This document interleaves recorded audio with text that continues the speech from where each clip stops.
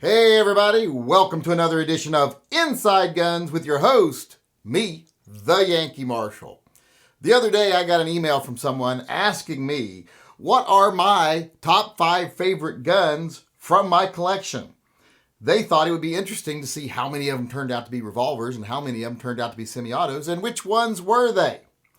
Well, I hate to break it to you, if I did a list of my top 5 firearms from my collection, they'd all be revolvers. So you wouldn't get to see any semi-autos. So what I'm going to do today is I'm going to do top 5 favorite revolvers from my collection. And then I'll do top 5 favorite semi-autos from my collection. So let's go ahead and get started today with, like I said, my top 5 favorite revolvers from my collection. Let's get it going here with number 5. All right, at number 5, we have a gun you don't see very often. It is my Manhurin, or as I like to say it, Manhurin MR88. If you look closely at this gun, it's not hard to see that this gun was influenced by Ruger. It's kind of a fancied up Ruger revolver. It's kind of like, remember when Maserati did some cars for Chrysler? It's kind of like that.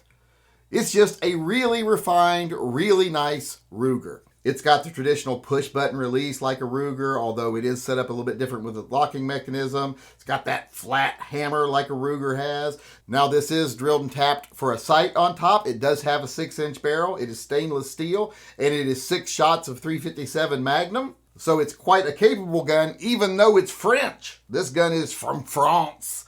But, you know, still a really nice gun, and it is one of my favorites that I have. Not an easy to find gun, kind of a rare gun. This is my Manhurin MR88.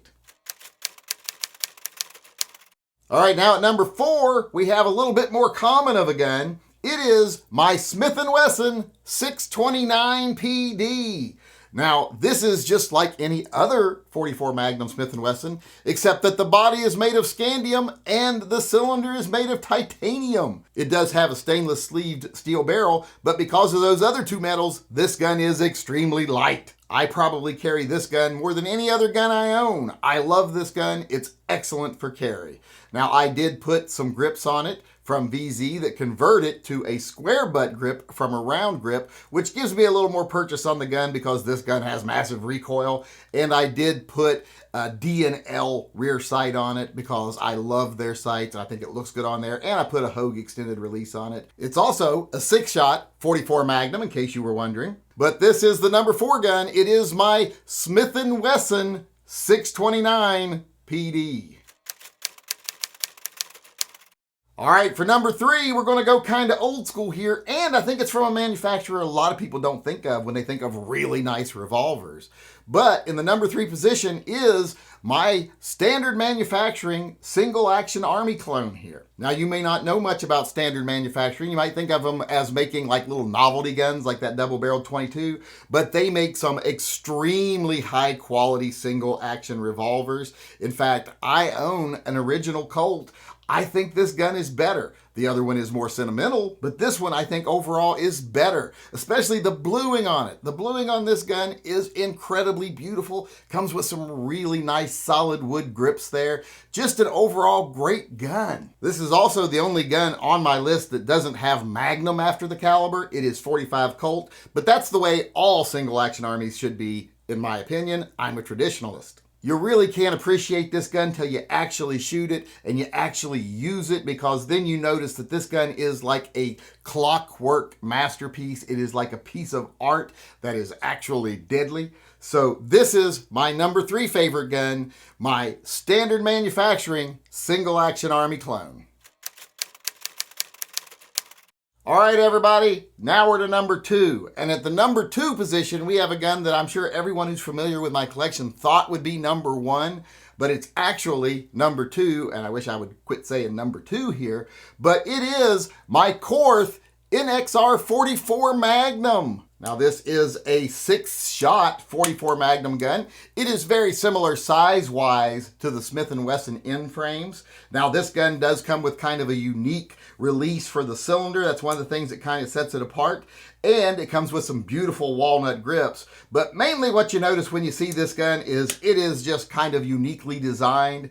It's got that shrouded barrel so you can see through the outer layer of metal and see the inner stainless steel barrel. It's got those funky front sights. It's got a rail on the top and the bottom. This gun looks like it's ready to go. Looks like it's ready to see some modern day action. So this is a very, very nice gun. It's also the most expensive handgun I own as far as retail price. I went to a lot to get this gun. I actually had to sell several guns to be able to afford it, but in the end, it was worth it because it is my number 2 favorite, my Korth NXR 44 Magnum. All right, now we're to the number 1 position. Now, I know a lot of people are thinking, well, if the Korth is number 2, what could possibly be number 1? And then they're like, he does own a Mongoose. He owns another Korth that I also spent a lot of money on and sold a lot of guns to get. But that's not really one of my top 5 guns because I don't really use it. And it doesn't really serve any purpose that my Smith & Wessons wouldn't serve, even though I do love having it and it's a great gun.